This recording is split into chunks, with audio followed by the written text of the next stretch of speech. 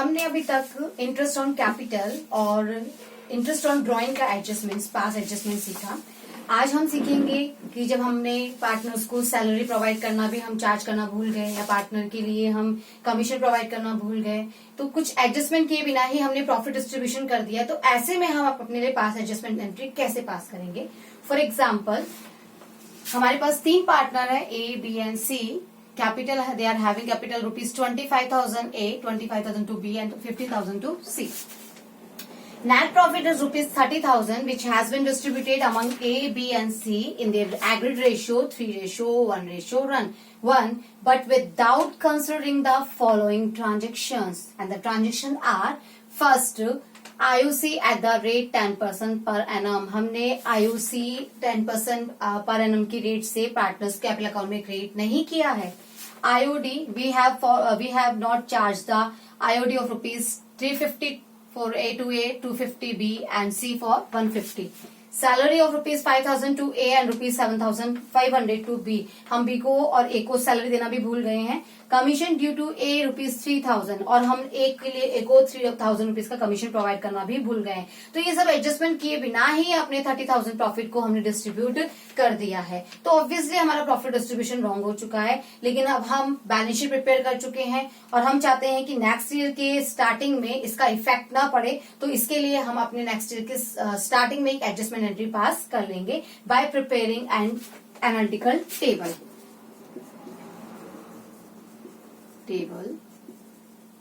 Showing adjustment. या मैंने आपको सिखाया था कैसे हम टेबल शो करेंगे। हम यहाँ पर अपने 3 पार्टनर्स हैं ए, बी एंड सी, और एक कॉलम हम बना लेंगे अपने फर्म का A, B, C and firm.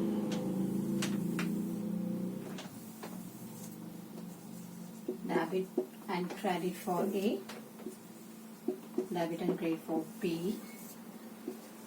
debit and credit for C, and for firm, debit and credit. सबसे पहले हम अपना IOC पार्टनर्स को प्रोवाइड करेंगे।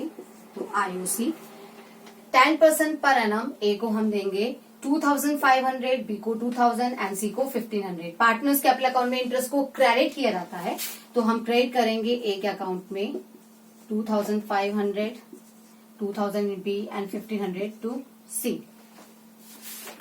टोटल हमने 6,000 से अपनी फर्म को डेबिट किया है। पार्टनर्स कैपिटल अकाउंट क्रेडिट होंगे लेकिन फर्म डेबिट होगी by 6,000। Now we will provide salary to A.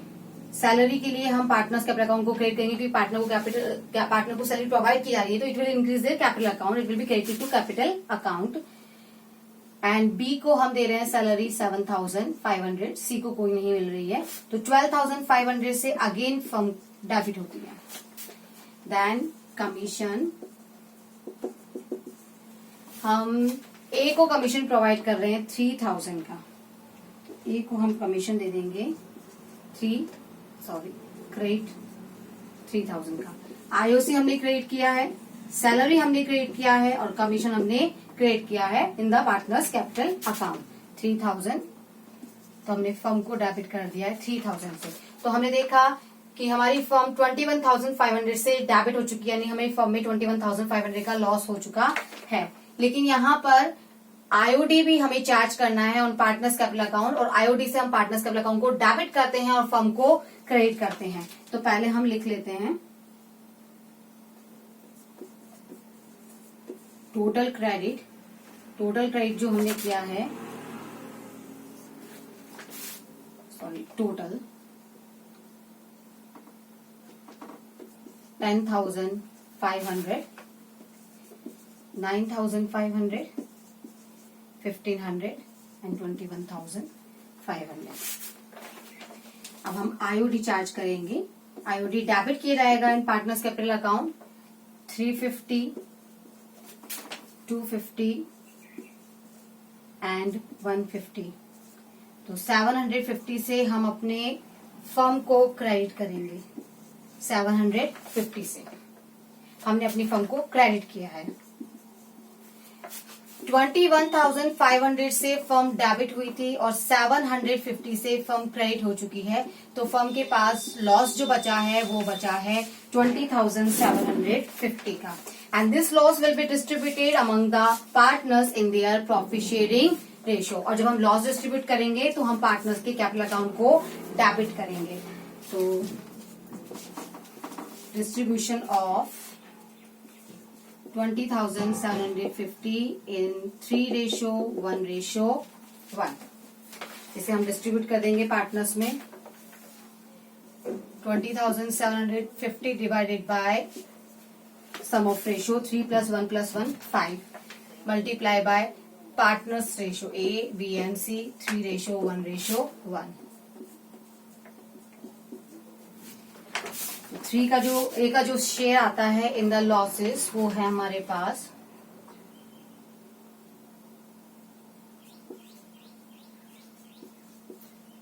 12,450, 4,150 for B, 4,150 for C। तो टोटल लॉस जो हमने डिस्ट्रीब्यूट कर दिया है अब वो डिस्ट्रीब्यूट हो चुका है, तो हम फॉर्म में लिख देंगे 20,750। अब अगर हम देखें तो 12,800 से A डेबिट है और 10,500 से क्रेडिट है। B डेबिट हो गए हैं 4,400 से एंड 9,500 से क्रेडिट शो हो रहा है। C है 4,300 एंड 1,500, 21,500, 21,500। अब हम कंपेयर करेंगे। A डेबिट है 12,800 से और क्रेडिट है 10,500 से, तो यहाँ पर जो बैलेंस आ रहा है वो बैलेंस आ रहा है डेबिट बैलेंस 2,300 का। B डेबिट है 4,400 से बट क्रेडिट हो गए 9,500 से, तो यहाँ जो बैलेंस है वो है 5,100 का क्रेडिट बैलेंस। C डेबिट है 4,300 से और क्रेडिट है 1,500 से, तो C का जो बैलेंस है वो भी डेबिट बैलेंस आ रहा है और ये आ रहा है 2,800 का डेबिट बैलेंस। तो हमने देखा A डेबिट है 2,300 से एंड C डेबिट है 2,800 से। टोटल डेबिट हो चुका है 5,100 और 5,100 से क्रेडिट हो चुके हैं B। तो ये हमारी एंट्री कंप्लीट होती है और हमारी एंट्री यहाँ पे हमें फिक्स कैपिटल वर्ड गिवन नहीं है, तो हम मानेंगे फ्लक्चुएटिंग मेथड है। हम कैपिटल अकाउंट से ही अपनी एंट्री पास करेंगे। तो हमारी एंट्री बनती है A's capital account debit, C's capital account debit to B's capital account. A debited rupees 2,300 and C debited by 2,800 and B is credited by 5,100. तो ये हमारी एडजस्टमेंट एंट्री हो गई है, जहां पर हम ऑमिट कर गए थे आईओसी प्रोवाइड करना, सैलरी प्रोवाइड करना, कमीशन प्रोवाइड करना अपने पार्टनर्स को और उनसे आईओडी चार्ज करना, और ये प्रोविजन किए बिना ही हमने अपना प्रॉफिट डिस्ट्रीब्यूशन कर दिया था। तो P&L अप्रोप्रिएशन पे कोई इम्पैक्ट ना पड़े, कोई इफेक्ट ना पड़े, इसके लिए हमने एक एडजस्टमेंट एंट्री पास कर दी है और इस एडजस्टमेंट एंट्री के थ्रू हमने इस इफेक्ट को न्यूट्रलाइज कर दिया है। इससे हमारा P&L अप्रोप्रिएशन अफेक्टेड नहीं होगा। Now we will take another question.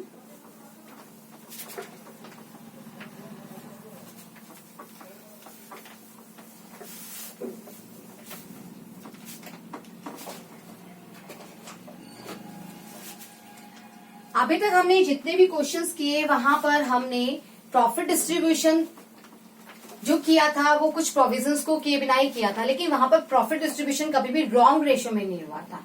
लेकिन दिस टाइम हमारा प्रॉफिट डिस्ट्रीब्यूशन जो हुआ है उसका रेशियो भी रॉन्ग है। फॉर एग्जाम्पल हमारा नेट प्रॉफिट है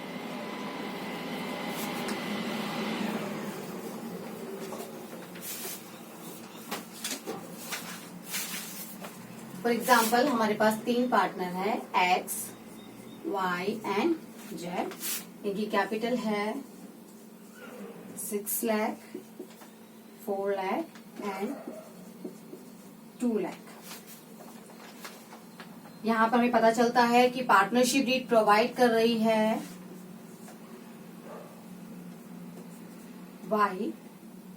Y was entitled a commission rupees 12,000 per annum। Y को कमीशन मिल रहा है 12,000 रुपए का। Second, X is getting a salary। X was entitled a salary of rupees 1,200 per month। Third, IOC at the rate 8% per annum। And fourth, profits were to be shared in capital ratio।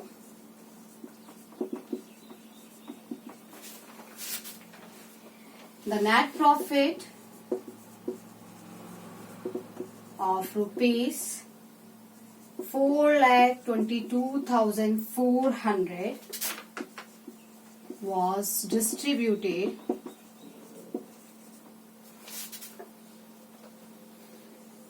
equally। तो in this question हमने देखा partners की जो capital है वो 6 lakh, 4 lakh and 2 lakh है। और partners में वाई को मिलने वाला था कमीशन 12,000 का, एक्स को मिलने वाली थी सैलरी 1,200 पर मंथ की, आईओसी हमें क्रेडिट करना था 8% पर एनम से, और जो प्रॉफिट शेयर करने थे वो करने थे हमें कैपिटल रेशियो जो होता है 3:2:1। हमें जो प्रॉफिट डिस्ट्रीब्यूशन करना था वो कैपिटल रेशियो में करना था, लेकिन हमने क्या किया, ना तो हमने कमीशन प्रोवाइड किया, ना पार्टनर्स को सैलरी प्रोवाइड की, ना आईओसी हमने क्रेडिट किया, और नेट प्रॉफिट भी हमने डिस्ट्रीब्यूट कर लिया without considering the above provisions equally, यानी कि 1:1:1 में, जबकि रेशियो क्या था, रेशियो था 3:2:1। तो यहाँ पे हमने जो प्रॉफिट डिस्ट्रीब्यूशन किया है वो भी हमें रॉन्ग रेशियो में कर दिया है। अब इसे हम कैसे करेक्ट करेंगे, इसके लिए भी हमारे पास वही प्रोविजन है। हम अपनी एनालिटिकल टेबल प्रिपेयर करेंगे। X, Y, Z and form.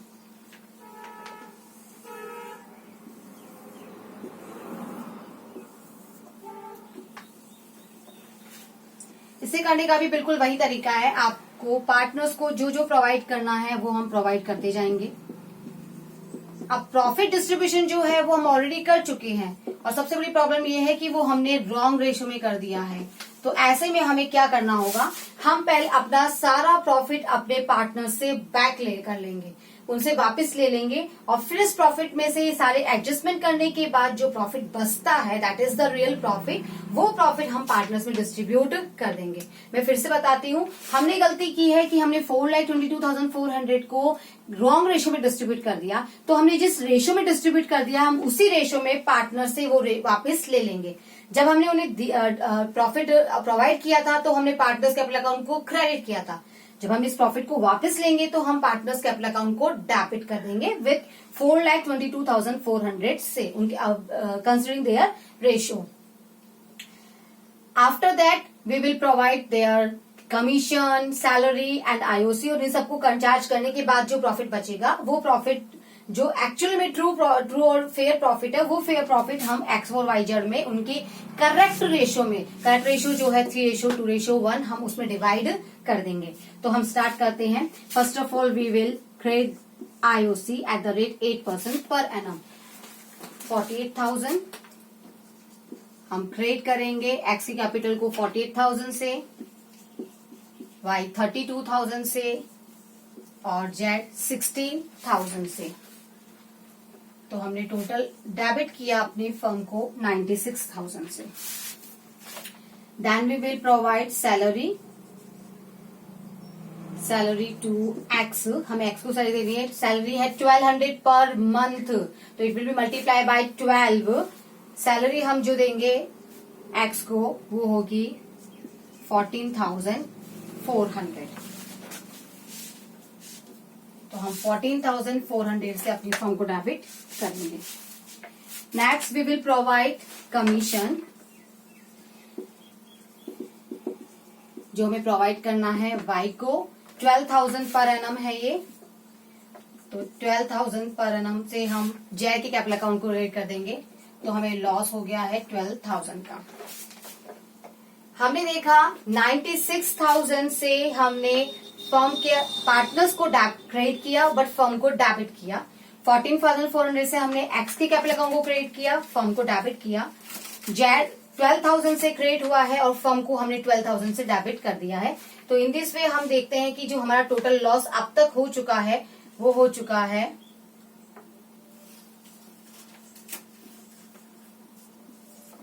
1,22,400, 1,22,400। अब हमें अपना प्रॉफिट जो हम ऑलरेडी डिस्ट्रीब्यूट जो हमारा प्रॉफिट है वो है 4,22,400, तो 4,22,400 में से हम 1,22,400 को डिडक्ट करेंगे। क्यों? क्योंकि जो हमारा प्रॉफिट है वो विदाउट प्रोवाइडिंग दीज ट्रांजेक्शन्स था, हमने इस प्रॉफिट को बिना इनकी कंसिडरेशन के ही डिवाइड कर दिया था, लेकिन अब हम ये प्रोवाइड कर रहे हैं तो जो हमारा प्रॉफिट है वो प्रॉफिट रिड्यूस होगा। इससे पहले वाले क्वेश्चन में मैंने प्रॉफिट को कंसीडर प्रॉफिट से क्वेश्चन सॉल्व नहीं किया था, इसका रीजन था कि वहां पर प्रॉफिट डिस्ट्रीब्यूशन जो हुआ था वो रॉन्ग रेशियो में नहीं हुआ था, लेकिन यहाँ पर प्रॉफिट डिस्ट्रीब्यूशन रॉन्ग रेशियो में है और आप अपना पूरा प्रॉफिट वापस ला रहे हैं। तो जब आपके पास पूरा प्रॉफिट आ जाता है फर्म के पास, तो फर्म कहती है कि 4,22,400 का प्रॉफिट मेरे पास वापस आ चुका है पार्टनर्स से। अब इसमें से हम लोग पार्टनर्स को प्रोवाइड कर चुके हैं 1,22,400, तो जो प्रॉफिट अब डिस्ट्रीब्यूशन के लिए रहता है वो रहता है 3 लाख ओनली। जो प्रॉफिट डिस्ट्रीब्यूशन के लिए अवेलेबल है 3 लाख है। इसे अब हम पार्टनर्स कैपिटल अकाउंट में डिस्ट्रीब्यूट कर देंगे। तो distribution of 3 lakh in partners in their correct ratio, that is 3:2:1। अब 3:2:1 में हम इनका करेक्ट प्रॉफिट उन्हें प्रोवाइड कर देंगे। एक्स विल गेट 1,50,000 और ये प्रॉफिट है, और प्रॉफिट की कंडीशन में हम पार्टनर्स के कैपिटल अकाउंट को क्रेडिट करते हैं। ध्यान दीजिए, आप यहाँ प्रॉफिट डिस्ट्रीब्यूशन कर रहे हो, तो प्रॉफिट डिस्ट्रीब्यूशन की एंट्री होती है P and L appropriation account debit to partners capital account. Partners capital account will increase, तो हमारा प्रॉफिट जो हमने प्रोवाइड किया है 1,50,000 एक्स को, 1 लाख वाई को और 50,000 हमने दे दिया है जेड को। इस तरह से हमने 3 लाख जो है वो फर्म में डेबिट कर दिए हैं।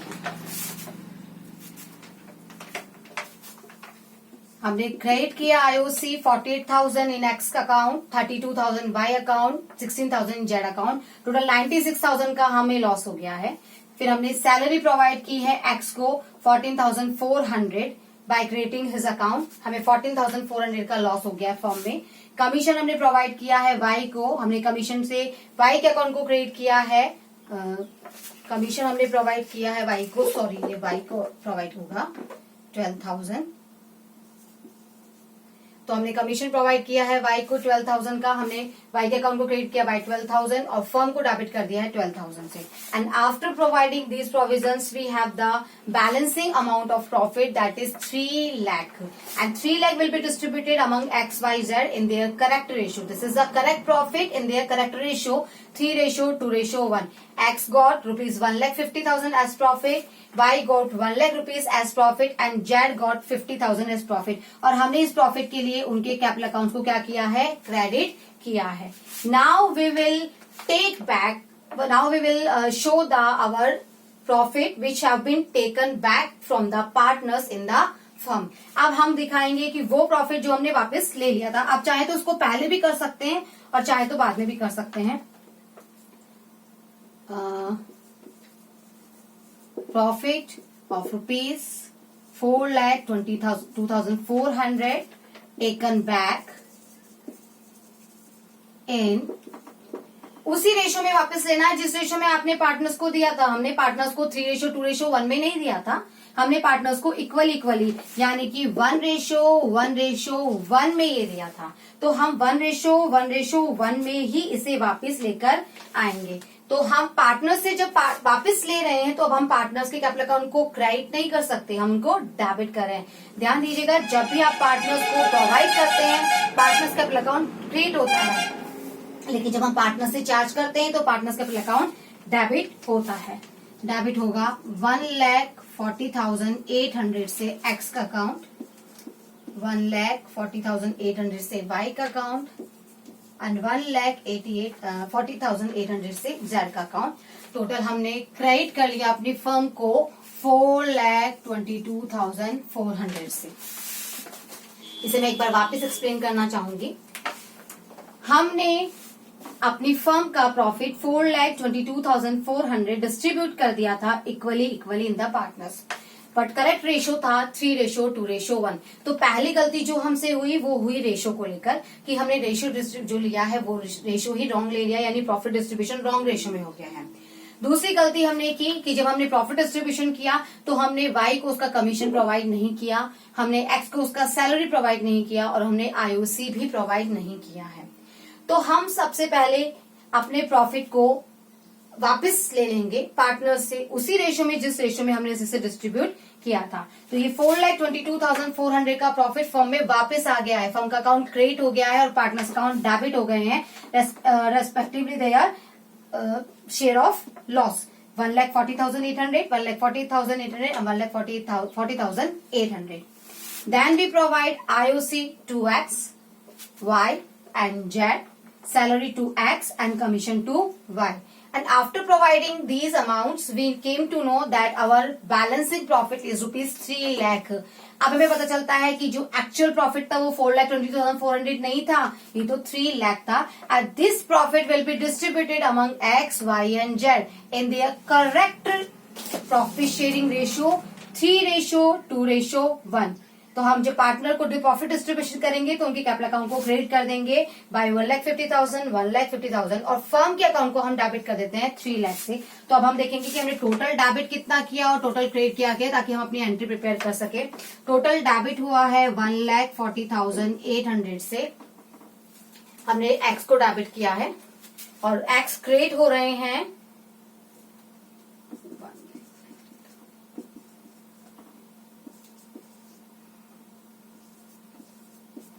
2,12,400 से। इसी तरह से हमने डेबिट किया है वाई को 1,40,800 से और ये 1,44,000 से क्रेडिट हुए हैं। 1,40,800 से हमने डेबिट किया है जेड को और ये क्रेडिट हुए हैं 66,000 से, 6,000 से। यहाँ फर्म का टोटल हम लगाते हैं तो 4,22,400 debit side and 4,22,400 on credit side. अब हमारा कंक्लूजन निकालते हैं। एक्स डेबिट है 1,40,800 से और क्रेडिट हो रहे हैं 2,12,400 से। तो हमें देखा क्रेडिट साइड ज्यादा आ रही है तो यहाँ पर इनका बैलेंस क्रेडिट बैलेंस आ रहा है 71,600 से क्रेडिट बैलेंस शो कर रहा है एक का कैपिटल अकाउंट। इसी तरह से हम इन दोनों को कंपेरिजन करते हैं तो यहाँ पर भी क्रेडिट बैलेंस आ रहा है 3,200 से क्रेडिट बैलेंस शो कर रहा है वाई का अकाउंट और जेड का हमने देखा 1,40,800 डेबिट है और क्रेडिट सिर्फ 66,000 है। तो यहाँ पर 74,800 से इसका बैलेंस शो हो रहा है बट डेबिट बैलेंस। एक्स का बैलेंस है क्रेडिट, वाई का बैलेंस है क्रेडिट एंड जेड का बैलेंस है debit. The credit side is 71,600 plus 3,200, 74,800 and debit side is also showing 74,800. Debit equals to credit. तो हमारी एंट्री होती है Z account will be debited